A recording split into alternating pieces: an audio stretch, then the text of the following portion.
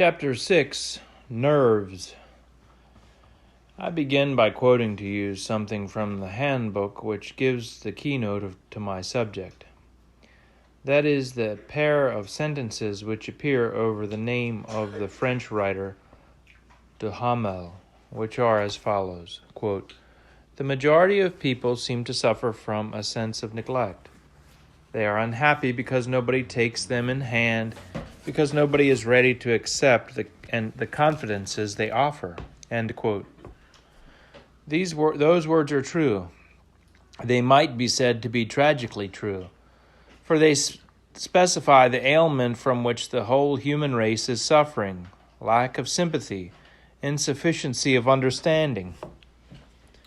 It is accordingly a supreme charity to respond to the imperative need of the human heart. Thereby you pour a refreshing, Christ-like balm, and you may cure even more than you intended.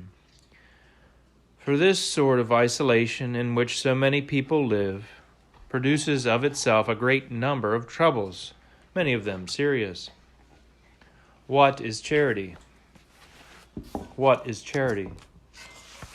What is charity? It seems to me that we have come to this strange pass that we do not really understand what charity means. For instance, charity to our neighbor is almost universally conceived to mean the assuaging of material ills. It is a curious thing that even in the biographies of the saints, there is an overstressing of that side of things. You find that when people turned to God, it was at once a case of seeking out the poor and lavishing care and affection upon them. Of course, those trials of soul and mind are infinite in number and type. To each and every one, the Legion will reach out in Catholic sympathy. But here I propose to single out a special and grievous sort of trouble known to the scientific ones as neurosis, and to you and me as nerves. This trouble is a product of our complicated age, with its excessive pleasure, excessive smoking, excessive drinking, excessive everything, including the whole question of sex let loose, which is perhaps the greatest danger of them all. Out of all this conglomeration issues a weird brew, this problem of nerves. It forms a baffling, bewildering study. It represents a sort of world inside our own world. That subworld is inhabited by people who are nerve-ridden, subject to phobias of one kind or another, in the grip of queer and evil habits, devoured by fears and scruples, by awful temptations, and by fierce hatreds, antipathies, and burning grievances. So much so that from my own limited contact with that class, I am led to believe that it forms a fair proportion of the population. The souls of these sufferers are veritable battlegrounds or torture chambers. So harassed are some of them that they regard themselves as mad, or going mad, or even as possessed by the devil. Trouble shared shrinks. Trouble shared shrinks. You will realize that for a person who is thus afflicted, it is most difficult to be faithful to religious duties. So usually he puts aside what would have helped him the most. So far, so bad. But that same is doubly complicated and aggravated by the fact that these victims tend to seal up everything inside their own hearts. Further consequences are inevitable.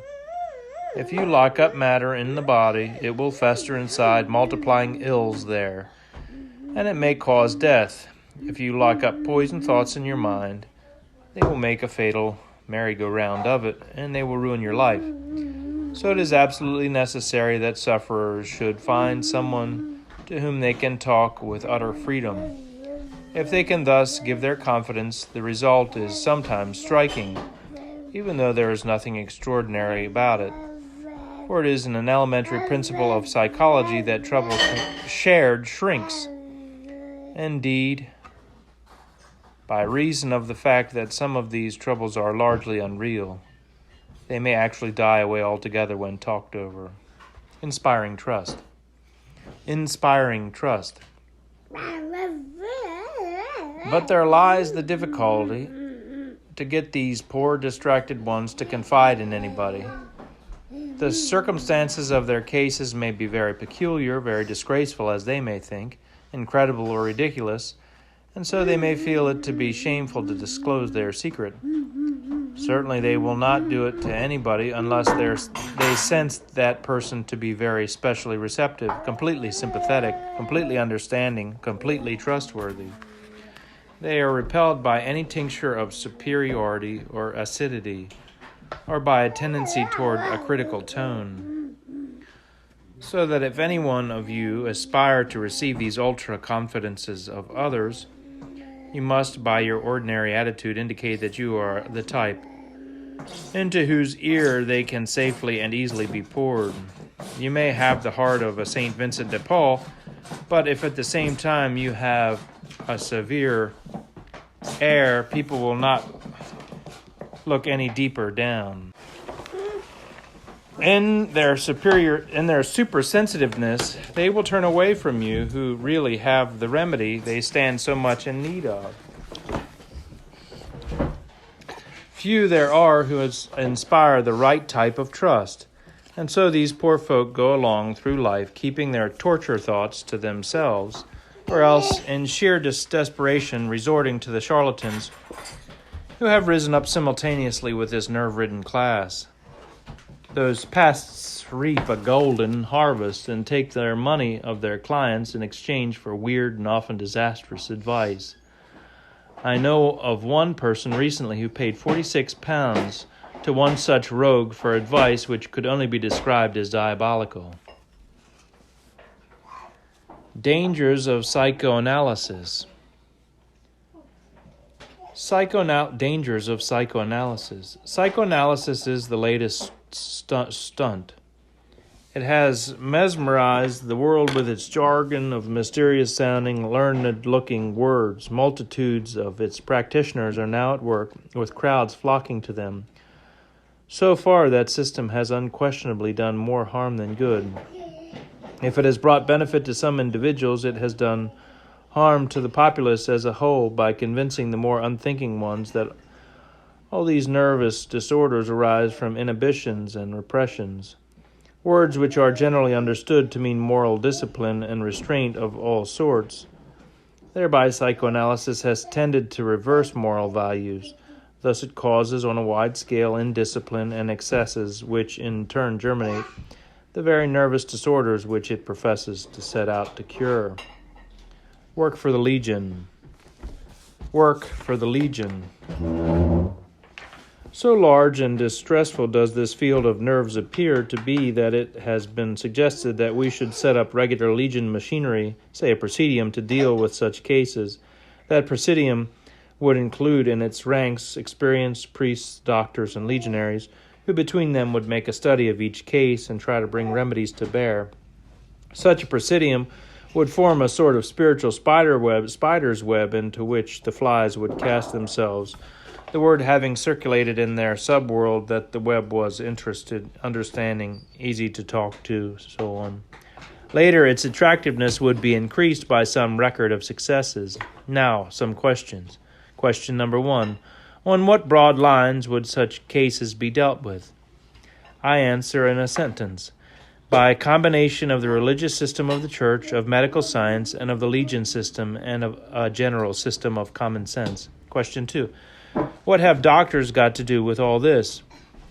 In the first place, so here's the answer. In the first place, it must be established that a case is merely neurotic and not definitely mental.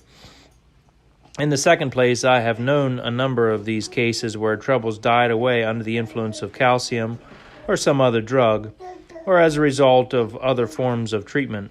Troubles that appeared to be seated in the soul or mind were in reality the outcome of some physical maladjustment. Indeed, this word maladjustment, whether of soul, mind, or body, might be said to be our keynote and to indicate the raison d'etre of our group. upset the comparatively delicate human balance in any way, and complications more or less grave result automatically. But just as surely as you rectify these, restoration of balance. Question number 3. Surely the process of remedying such complications is in itself most complicated, requiring deep knowledge of that pseudoscience, psychoanalysis, or at least of psychology. I do not think so, or rather I would say no. That is in relation to the precise sort of treatment I have in mind. I am initially contemplating something far less intricate or expert than this question has in view. Legionary methods would primarily be related to the formula of charity rather than to the theories and rules of science, though I do not exclude the possibility of our group accumulating much novel, even essential knowledge as it goes along, and even possibly evolving a characteristic technique of its own. But this would represent a growth and an addition, even without which I am reckoning on great good being done to every case by the application of basically simple ideas. Note that whenever for convenience sake I say psychology, I imply no more than these basically simple ideas. Question number 4. What do you mean by basically simple ideas? I mean certain primary rules of health, spiritual, mental, and physical, aiming in general at the imparting of right balance to lives that are acutely out of balance. The policy would be to operate from every possible direction at once, even though the preliminary research has indicated that a particular defect was in question. This later defect would, of course, receive chief attention, but effort would be made to tone up in all other ways as well, on the principle that a number of small things taken together often amounts to something portentous. That is, they rather multiply up and add up. Indeed, our capital principle may be thus stated: an all-around attack relying on the aforesaid multiplying or cumulative process rather than on the virtues of one drastic stroke or brilliant diagnosis.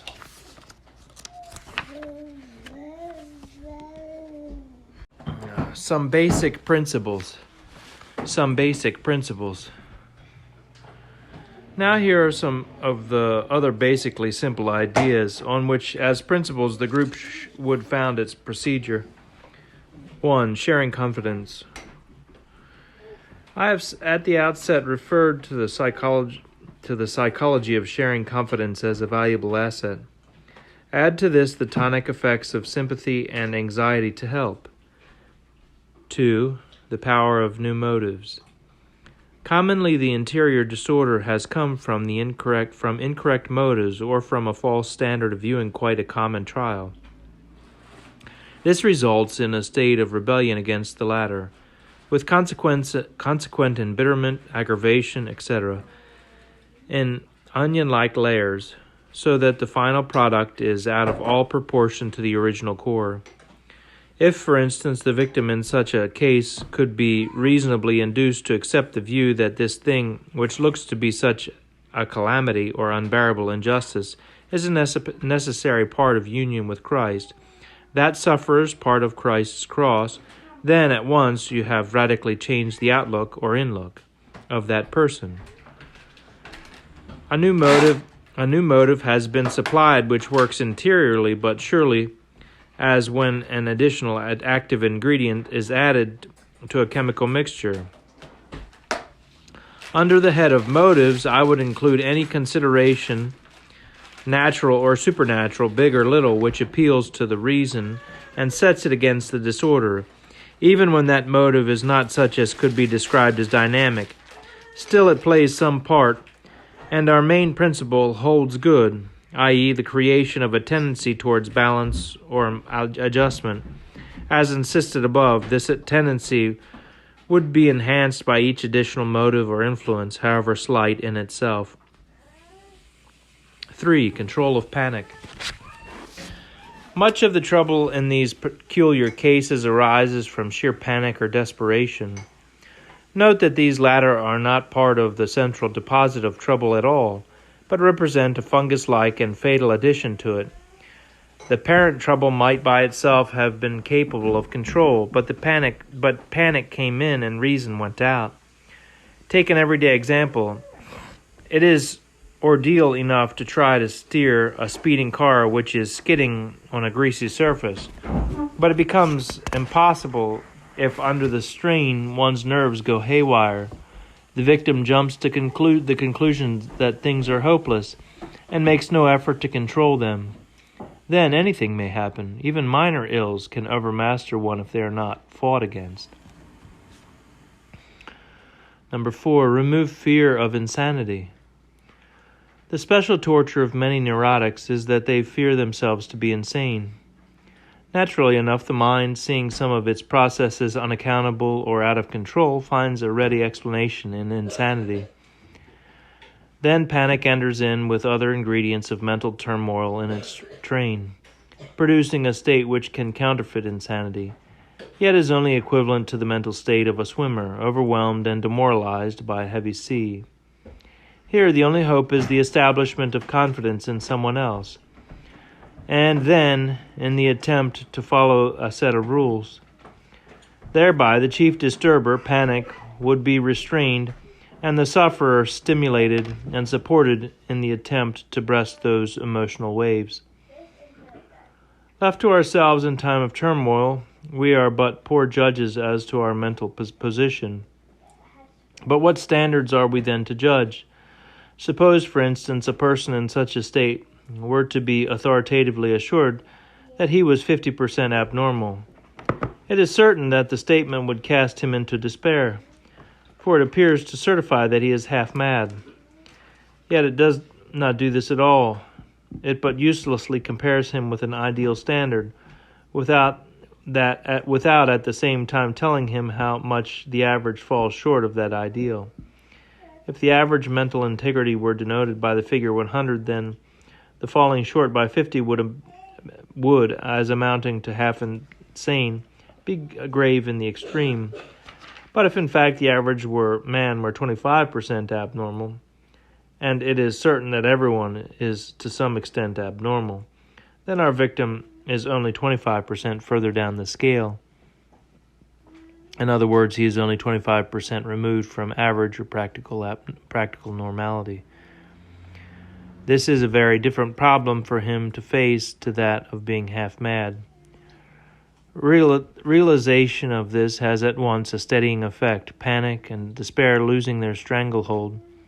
Furthermore, it is probable that if such a person submitted wholeheartedly to a discipline of thought and action, even that existing gap of 25% would be bridged, and possibly in the end such schooling given to his life as to render him a more useful member of society than one who had originally possessed greater stability and who was accordingly satisfied to leave it unimproved upon.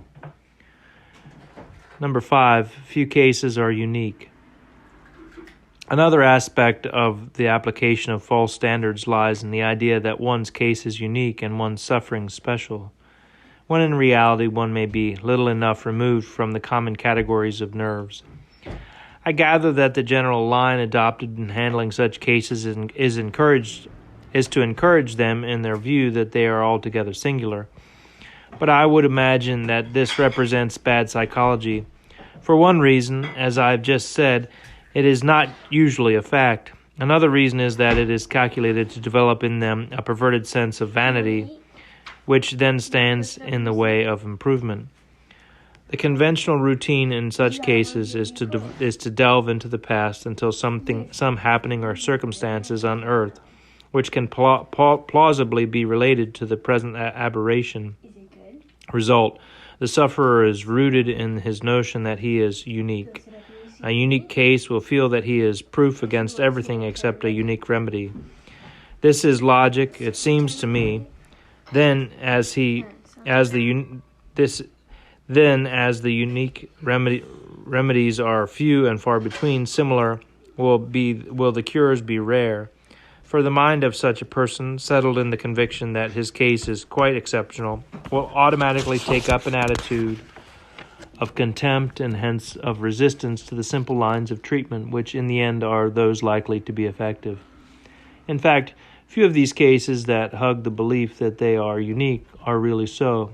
Abnormal that they may be, but falling into broad enough classes of it, sufficiently broad to debar them from the title of unique. Once they are convinced to this latter effect, they are in a receptive state for treatment along common lines, and this is half the battle. Number 6, insist on reasonable grounds for hope. It is obvious that in dealing with persons whose trials are being aggravated by despair, the note of hope must be consistently struck. Therefore, grounds for hope must be discovered and kept before the sufferer. But at the same time, those reasons for hope should be not so magnified as to make them unreal. This is a mistake which is persistently made in such cases. Indeed, one method of treating them lies in that very form of exaggeration, i.e., various methods of autosuggestion. In these, many people are taught to assure themselves incessantly that there is nothing wrong with them, whereas the fact is that there may be something quite seriously wrong with them. It seems to me that exaggerated methods of this kind are incorrect in principle.